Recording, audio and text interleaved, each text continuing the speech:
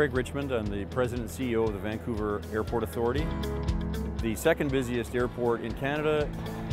We have about 270,000 takeoffs and landings, and last year we came just shy of 18 million passengers.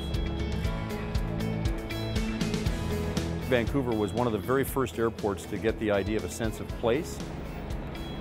And so we're standing right now by the Haida Gwaii, which at the time was a controversial decision to buy a big piece of art and put it in the terminal. We wanted people to know when they arrive into Vancouver that this isn't just an ordinary airport, because this is just not an ordinary part of the world, that they are back in British Columbia, and specifically in Richmond. We are the largest employer in Richmond, and we've been a big fan and a big supporter of the Richmond Chamber of Commerce. The Chamber has been a great advocate for us of liberalized air policy and has made us much more competitive internationally. Both the Chamber and the airport realize that airplanes bring jobs. They bring jobs in Richmond for the taxi drivers driving somebody to a hotel, all those hotel employees, to people serving fish and chips in Steveston or doing whale watching tours.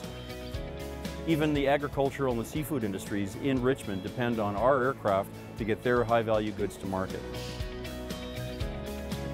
There are huge airlines here, but they have to get their uniforms dry cleaned, they have to buy pens, they have to get their hair cut. The entire industrial base, the entire commerce of Richmond is involved in the airport.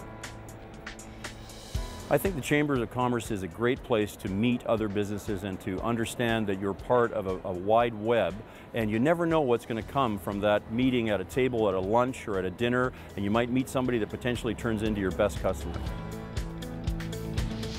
I cannot envision a time when we would not be a very close member and a real proud supporter of the Richmond Chamber of Commerce. We are the Chamber.